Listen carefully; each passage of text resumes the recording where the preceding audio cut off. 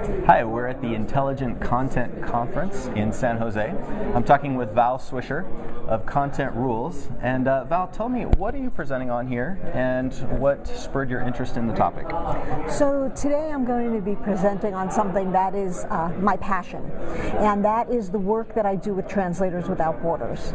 So I'm a board member for this organization. We are the largest collection of people doing humanitarian translation in the world.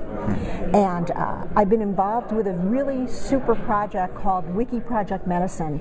And the project is essentially taking the 100 most frequently accessed medical articles from Wikipedia, making them more accurate, simplifying the English, translating them into 100 languages, and then providing accessibility to people in rural villages in third world countries. Wow, I totally didn't know that.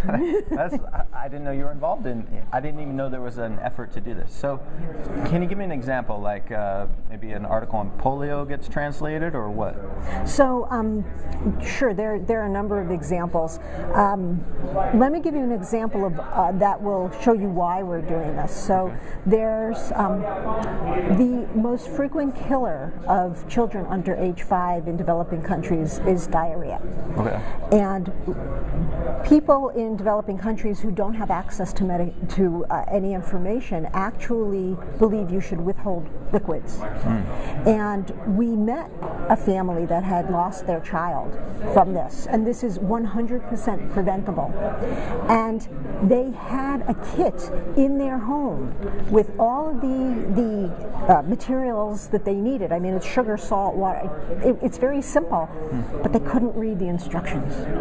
And because they couldn't read the instructions, their child died.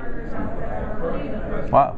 And that's why I wake up in the morning.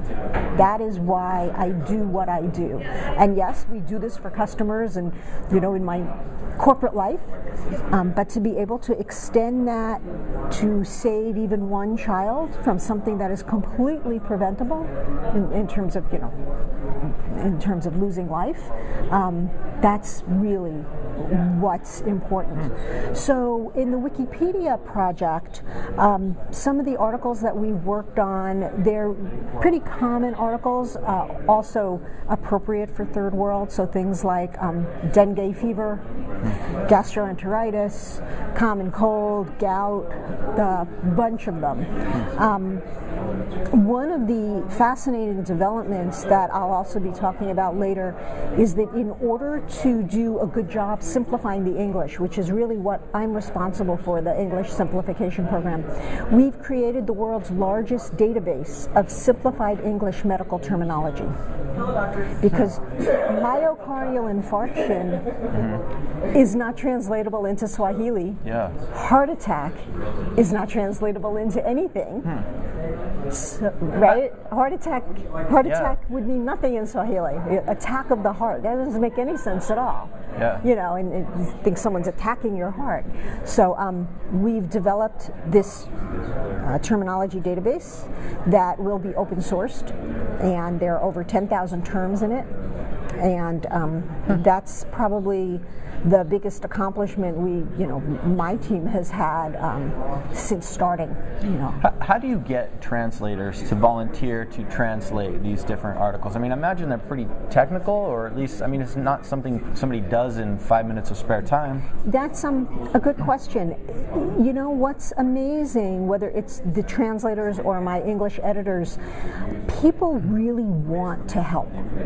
They really want to help. I have people who, I guarantee after today's talk, will come over to me and say, how can I help?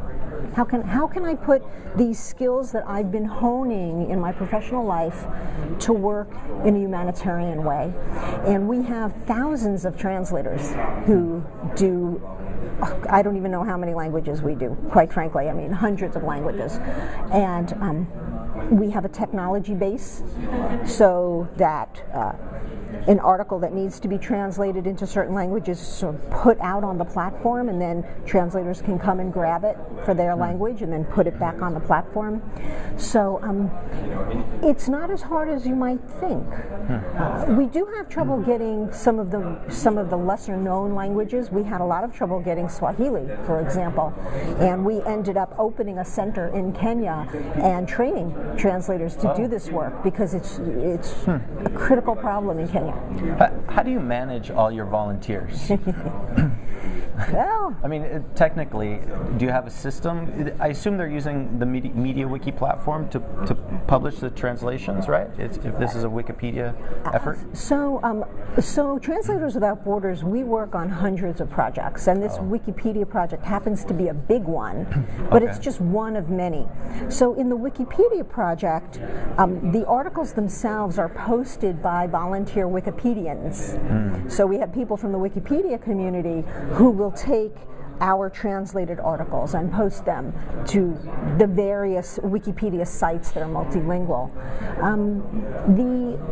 The general flow in terms of managing all of this work is done by an amazing core team that's all volunteer. There are people who spend all day just volunteering and working on this. There is one company in particular, ProZ, that has donated our workspace platform. It's a technology tool for translation, very popular in the translation field. And actually, there are 2 ProZ employees who work on Translators Without Borders stuff, I think full time, and ProZ donates them as well. So a lot of forms for sign up, things like that, and then this big system for managing the actual translation. And then depending upon where it goes after, maybe we post it to Wikipedia, maybe we send it to whatever humanitarian organization asked us to do the translation to start with. How do you know if you're making an impact? How do you know if all of these translated articles are affecting the health and the people? That's a good question. We actually recently heard that of 2 people who were saved, whose lives were still alive because they were able to find the information in their language. We just heard this, and this was from Kenya. Sometimes we're in touch with the humanitarian organizations that we're working with, and they can tell us, and they can have statistics. And frankly, that's usually what happens, is we're translating something for some other NGO, and they will report back to us the effect that our translations had. In the Wikipedia project, it's going to be harder to measure because there's no intermediate NGO. So it's really Wikipedia. I think we'll measure a certain amount of success by how much community we can drive around the articles. So can we actually create a community in Kenya to manage the Swahili content and keep that content up to date? Okay. So not a one-to-one, but that's I think how we'll do it with Wikipedia.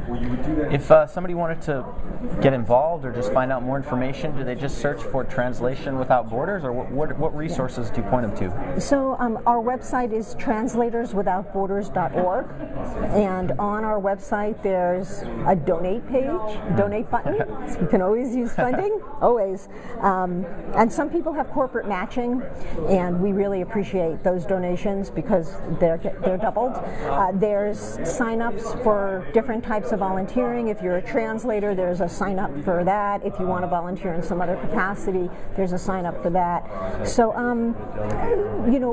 others, we have a Twitter account, we have Facebook, but most of our interaction happens on our website. And we definitely need help, and we definitely need money, and everybody's welcome.